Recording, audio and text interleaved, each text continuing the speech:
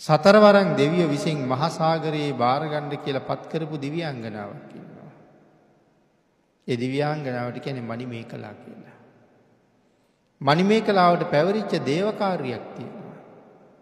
ඒක රාජකාරියට වඩා ගොඩක් උසස්. මණිමේකලාවගේ දේවකාරිය තමයි තිසරණ සහිත කෙනෙක්,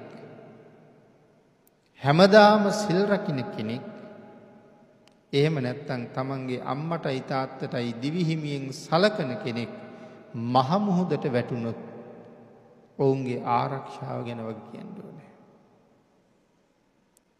තෙරුවන් සරණ තියෙනවා නම්, එහෙම නැත්නම් හැමදාම සීල සම්පන්නව ජීවත් වෙනවා නම්, ජීවිතයේ දුන්න අම්මට තාත්තට සලකනවා නම්,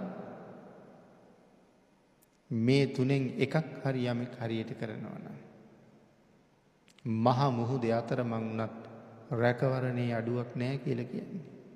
කොයි තරම් ශ්‍රේෂ්ඨද මේ දේවල්. අදත් මේ ක්‍රියාකාරකමේ යෙදෙන්න බැරිද අපිට? දහම ජීවිතයට ප්‍රායෝගික කරගන්නවා කියලා කියන්නේ ඒකට පින්නතුනි. මේ දේවල් මෙතෙක් Taman තුල නොතිබුණා නම් දැන් ඒවා ජීවිතයට ඈඳ ගන්න ඕනේ. ඉතින් මෙතන මේ මහ මුහුදේ විතරද ආරක්ෂාව හැදෙන්නේ?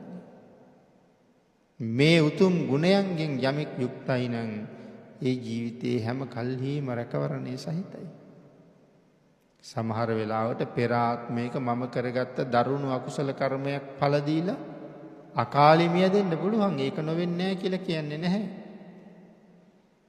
නමුත් හේතුව කියන්නේ පෙර කර්මය නිසා අකාලේ මියදුනත්